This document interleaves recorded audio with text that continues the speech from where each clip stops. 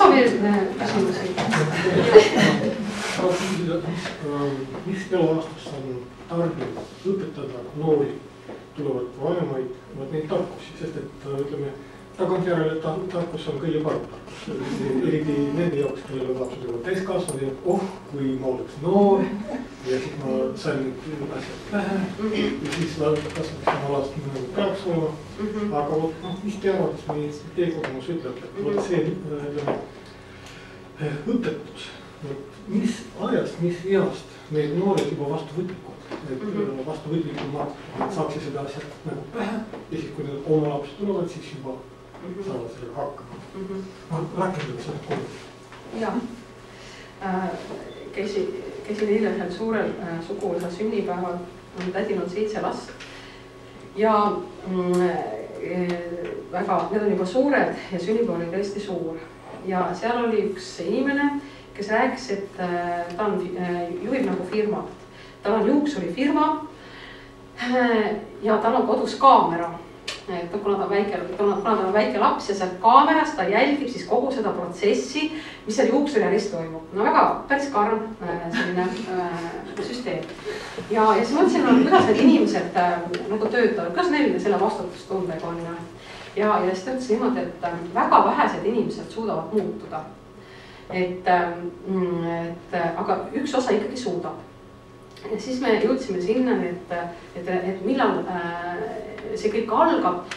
Ja jõudsime jälle sinna samasesse, et see 1–12 eluaastat, et see on absoluutne põhi.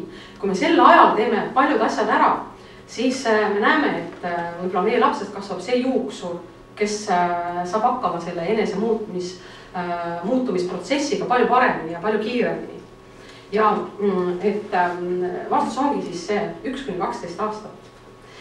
Et siis toimub enamus nendest protsessidest ja need tundlikud perioodid, mis on tähtsad, need õpetavad 80% ulatuses tegevuse. Ja just see vanus, see 6–12, siis on hästi palju võimalusi tegelikult meil.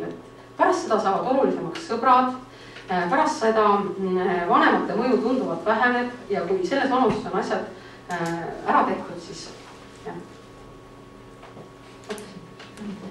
Küsimusega seoses, et aga kuidas see teadmine nende massideni viia? Just, et tekiks seda probleemi, et kui üks isa räägib võrevoodist, siis ta internetis seal kirjutas ära pärast seda. Kuidas see nende inimesteni viia? Vaadake, kui vähe meid siin praegu. Paraku üks asi on kogemus. Ma arvan, et paljudel, praegu sünnib palju lapsi ja paljud lapsed ei ole veel teismelised. Et noored vanemad ei kujuta ette, et see probleem on meil ees. Näha selliseid ja ma arvan, et tuleb ikkagi neid koolitusi hakata Eestis tegema. Et tuleb hakata neid koolitusi tegema ja mis on eesti keeles ja eesti kultuurist lähtuvad. Ja ma arvan nende koolituste kaudu ja muidugi tuleks rohkem rääkida ja ma isiklikult tahaksin rääkida hästi palju lasteaedades. Sellepärast, et nii paljud asjad saavad alguse lasteaedades ja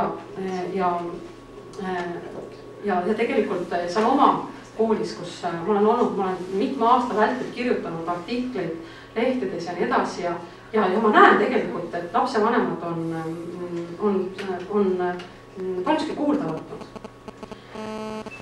Nii et kannatlikkust rääkida ja tegelikult ongi õige just see küsimus sellepärast, et ühel hetkel on meil täitsa tipp-top lapsed ja siis nad lähevad kooli ja see keskkond on päris raske.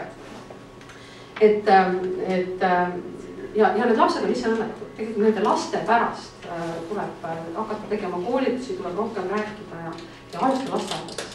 Aga ma aitan ka kaasa natukene, et ega muud varianti ei olegi tegelikult, et kui praegu siin Nele nagu räägib sellest ja seltskond on väike, siis kindlasti Nele ei jõua käia kogu Eestimaa nii-öelda lasteaedades ja seoses sellega, me oleme ise ka käinud siin koolitusel, et on vaja leida ka teisi inimesi, teisi abielupaare, kellel on palju lapsi, kellel on olemas kogemused ja teha seda tööd nagu suuremate nii-öelda koolitajate arvuga.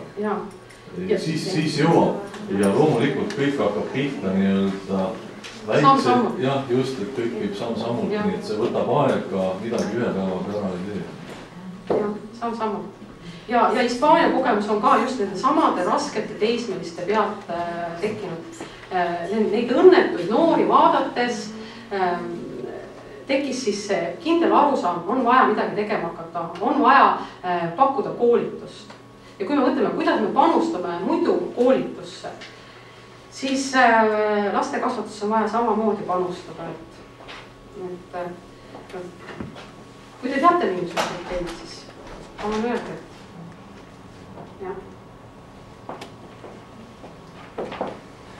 Vabandust, ma isegi toetan eelmist kõnelejat praegu, kui pole isegi kasutada selleks Eesti televisiooni.